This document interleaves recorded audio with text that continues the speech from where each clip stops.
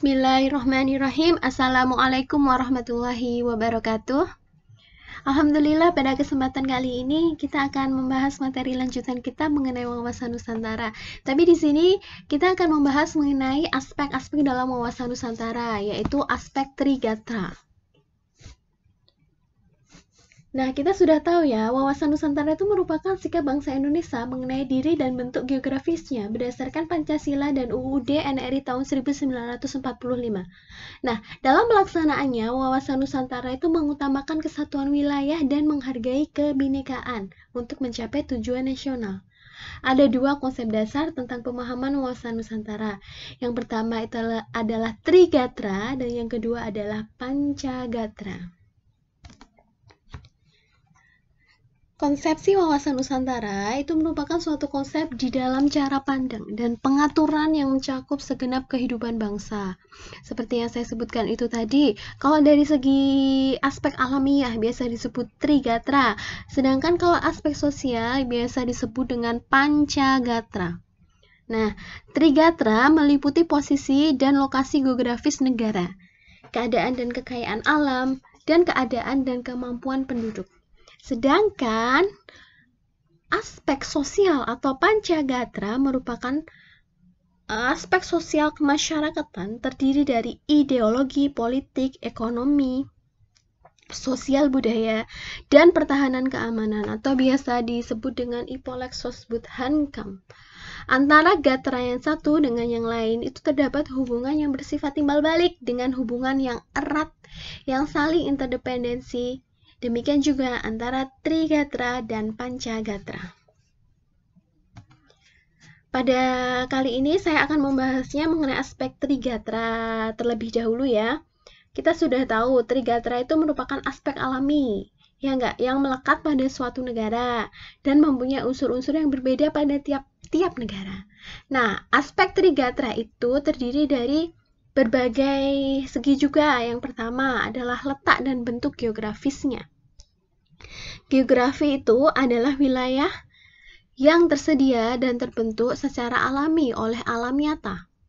Kondisi objektif geografis sebagai modal dalam pembentukan suatu negara merupakan satu ruang gerak hidup suatu bangsa yang di dalamnya terdapat sumber kekayaan alam dan penduduk yang mempengaruhi pengambilan keputusan atau kebijakan politik tersebut. Nah, dalam kehidupan berbangsa dan bernegara, kondisi geografis itu berpengaruh terhadap sikap dan tata laku negara. Sebaliknya, sikap dan tata laku negara itu berpengaruh baik positif dan negatif terhadap kondisi geografis sebagai tata hubungan antara manusia dan lingkungannya. Kita tahu ya, ketahanan geografis Indonesia itu merupakan suatu kondisi yang dinamis dan dalam memanfaatkan konstelasi geografis Indonesia untuk menentukan kebijakan. Nah, melihat letak geografis wilayah Indonesia dalam peta dunia, maka akan nampak jelas bahwa wilayah negara tersebut itu merupakan suatu kepulauan yang terletak antara benua Asia di sebelah utara, benua Australia di sebelah selatan, serta Samudra Indonesia di sebelah barat dan Samudra Pasifik di sebelah timur. Seperti pembahasan yang kemarin ya, bahwa Indonesia menurut pasal 25A UUD NRI 1945 itu menyatakan bahwa Indonesia adalah negara kepulauan bercirikan Nusantara. Ada yang masih ingat pasal tersebut? Nah, letak geografis antara dua benua dan samudera yang penting itu tadi, maka dikatakan bahwa Indonesia ini merupakan suatu kedudukan geografis di tengah-tengah jalan lalu lintas silang dunia. Karena kedudukannya strategis itulah dipandang dari tiga segi kesejahteraan di bidang politik, ekonomi, dan sosial budaya, Indonesia telah banyak mengalami pertemuan dengan pengaruh pihak asing atau akulturasi.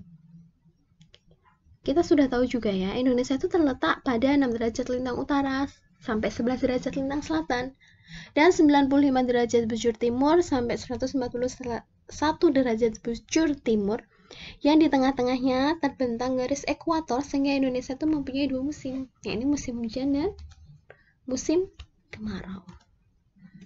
Nah, kita bisa lihat ini adalah petanya Indonesia.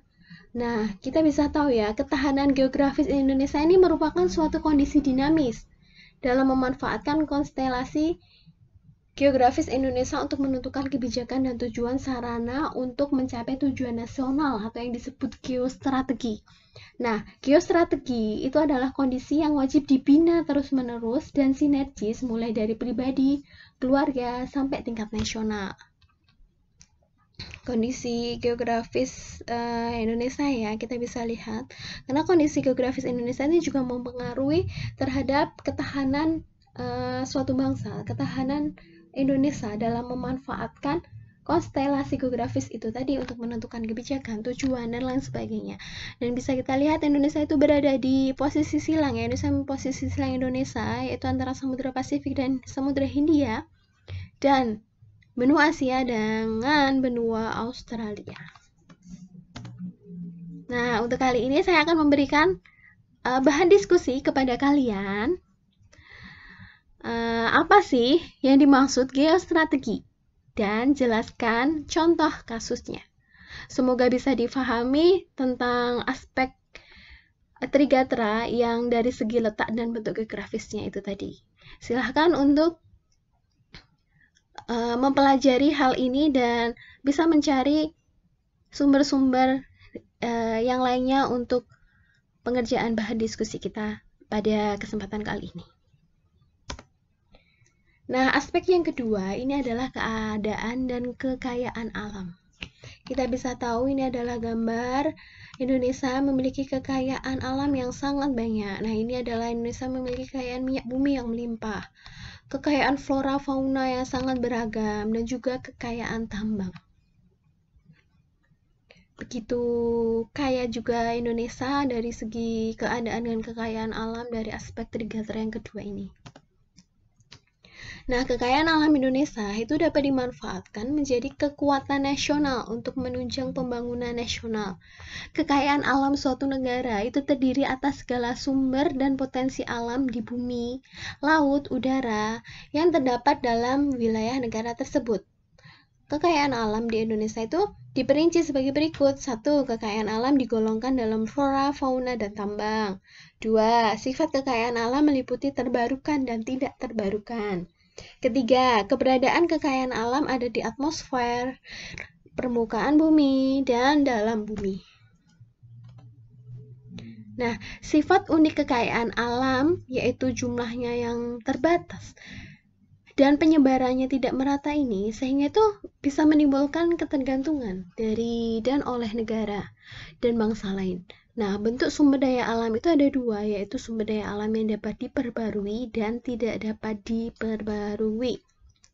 Karena yaitu tadi, karena sifat kekayaan alam di bumi ini didistribusikan tuh tidak merata. Sehingga apa? Terdapat negara yang kaya sumber daya alam dan ada pula negara yang miskin sumber daya alam. Hal demikian itu bisa menyebabkan ketergantungan antar negara dan itu semua dapat berpotensi memunculkan masalah hubungan internasional yang kompleks.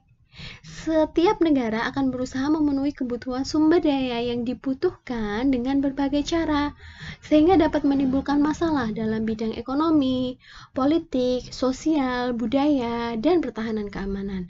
Jadi sumber daya alam itu harus diolah atau dimanfaatkan dengan berprinsip atau memiliki asas, kayak gitu. Untuk mengatasi itu semua, mungkin diperlukannya manajemen pengelolaan sumber daya alam yang baik berdasarkan berbagai asas maksimal, asas lestari, atau asas sumber daya saing. Nah, manajemen pengelolaan sumber daya alam yang baik itu harus mengedepankan prinsip-prinsip asas-asas itu tadi. Nah, pembahasan selanjutnya kita akan membahas mengenai prinsip atau asas dalam memanfaatkan atau mengolah sumber daya alam ini.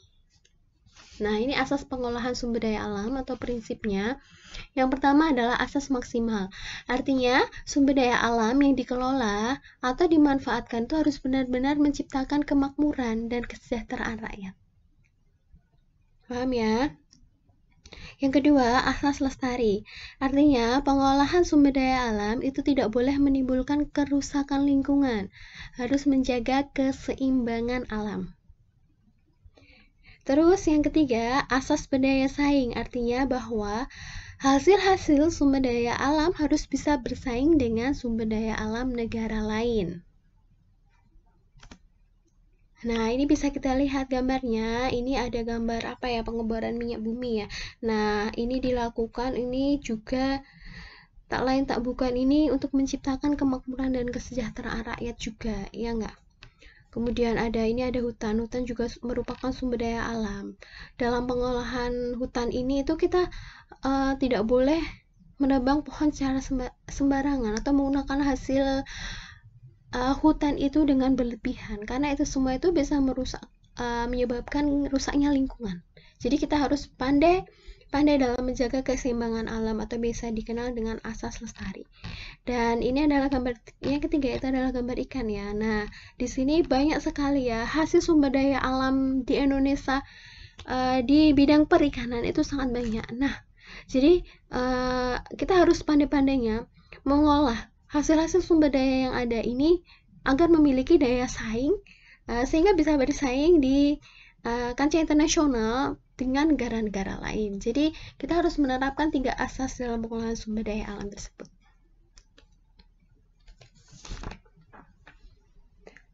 Nah, dapat disimpulkan bahwa faktor keadaan dan kekayaan alam apabila dikelola dengan baik dapat meningkatkan ketahanan nasional. Sebaliknya, jika sumber daya alam itu tidak dapat dikelola dengan baik, akan mengganggu ketahanan nasional. Baik, sampai di sini paham aspek yang kedua dari Trigatra Wawasan Nusantara?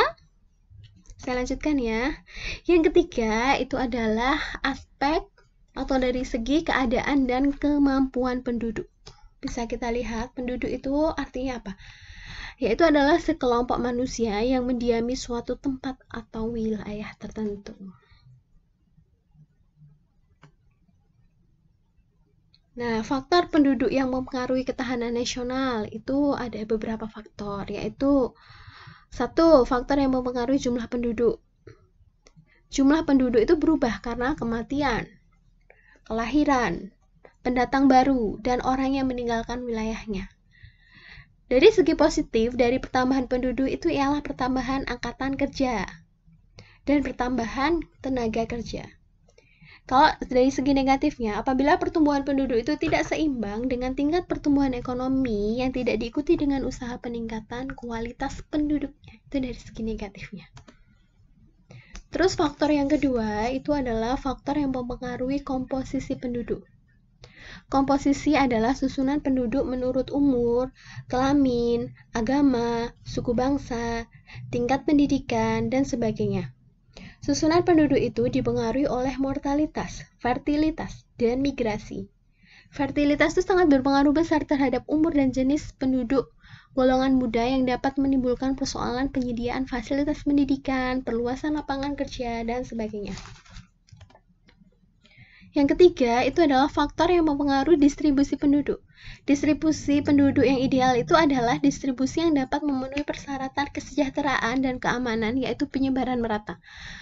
Maka, oleh karena itu, pemerintah itu perlu memberikan kebijakan yang mengatur penyebaran penduduk, misalnya dengan cara transmigrasi, mendirikan pusat-pusat pengembangan, pusat-pusat industri, dan lain sebagainya. Karena kemampuan penduduk yang tidak seimbang dengan pertumbuhan penduduk dapat menimbulkan ancaman terhadap pertahanan nasional.